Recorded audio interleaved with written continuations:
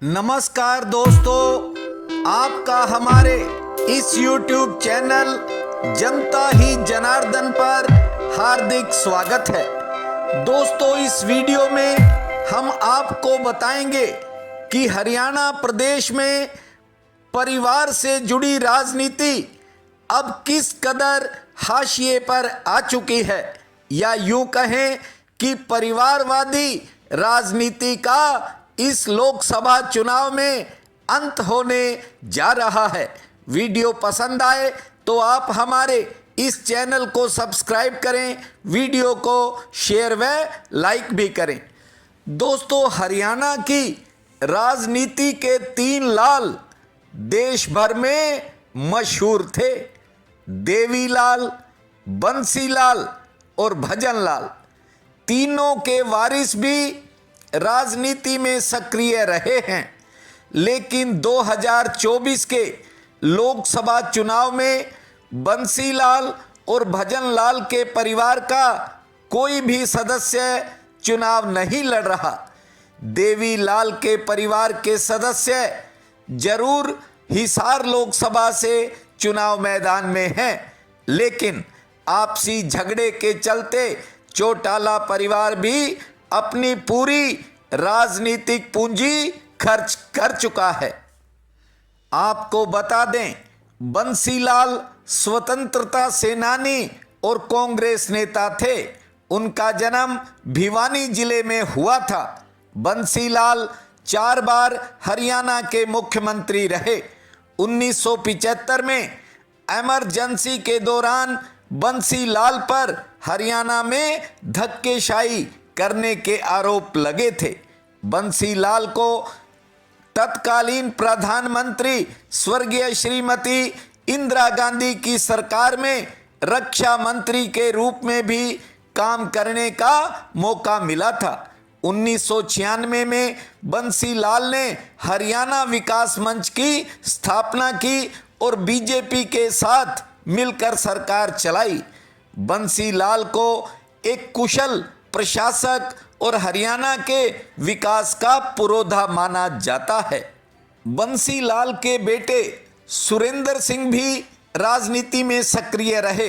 उन्होंने 1996 में भिवानी लोकसभा सीट से जीत हासिल की थी। इससे पहले 1986 से 1992 तक वे राज्यसभा के सदस्य भी रहे। 2 बार सुरेंद्र सिंह तोशाम से हरियाणा विधानसभा के सदस्य भी चुने गए। एक हेलीकॉप्टर दुर्घटना में सुरेंद्र सिंह की मौत हो गई थी। इसके बाद हुए उपचुनाव में तोशाम से सुरेंद्र सिंह की पत्नी किरण चौधरी को विजय मिली। तोशाम से बंसीलाल भी चुनाव जीतते रहे थे। किरण चौधरी का नाम भूपिंदर सिंह हुड्डा सरकार के दौरान फर्जी पौधे लगाने के घोटाले के कारण काफी चर्चा में रहा। किरण चौधरी आजकल कांग्रेस से नाराजगी के चलते चर्चा में है।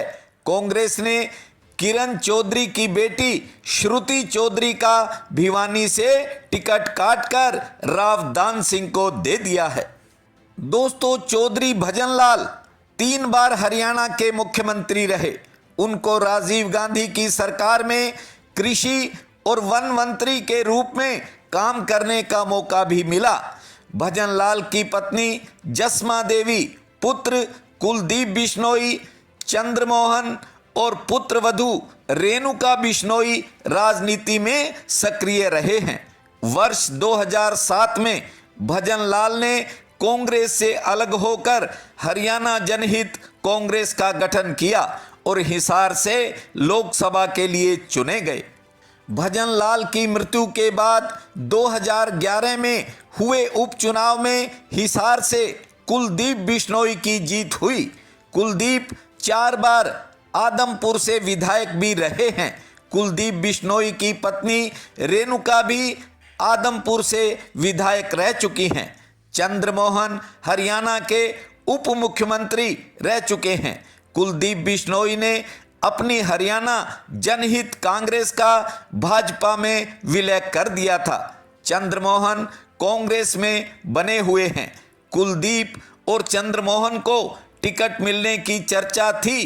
टिकट न मिलने से नाराज कुलदीप बिश्नोई को मनाने के लिए मुख्यमंत्री नायब सिंह सैनी उनसे मिलने भी पहुंचे। हरियाणा की राजनीति में ताऊ के नाम से जाने जाने वाले देवीलाल 2 बार हरियाणा के मुख्यमंत्री और देश के उप प्रधानमंत्री भी रहे। उन्होंने इंडियन नेशनल लोकदल की स्थापना की। देवीलाल के पुत्र ओम प्रकाश चौटाला, रंजीत चौटाला, पोते अजय चौटाला और अभय चौटाला राजनीति में सक्रिय हैं। देवीलाल के पड़पोत्र दुष्यंत चौटाला, दिग्विजय चौटाला और अर्जुन चौटाला भी राजनीति में हैं। भरे पूरे चौटाला परिवार के सदस्य हरियाणा की अलग अलग सीटों से लोकसभा में जाते रहे हैं, लेकिन इस बार हिसार से चौटाला परिवार के 3 सदस्य किस्मत आजमा रहे हैं। बीजेपी ने देवीलाल के पुत्र रंजीत सिंह चौटाला को टिकट दिया है। इंडियन नेशनल लोकदल ने सुनैना चौटाला को खड़ा किया है।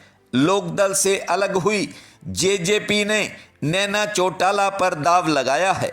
3 जाट उम्मीदवारों के बीच कांग्रेस ने अंतिम समय में चौथे जाट जयप्रकाश को मैदान में उतारा है। जयप्रकाश 7 बार हिसार से चुनाव लड़कर 3 बार जीते हैं। हिसार में मुकाबला रंजीत चौटाला और जयप्रकाश में होगा। हरियाणा के 3 लाल परिवार अपने पतन के लिए एक जैसे कारण रखते हैं।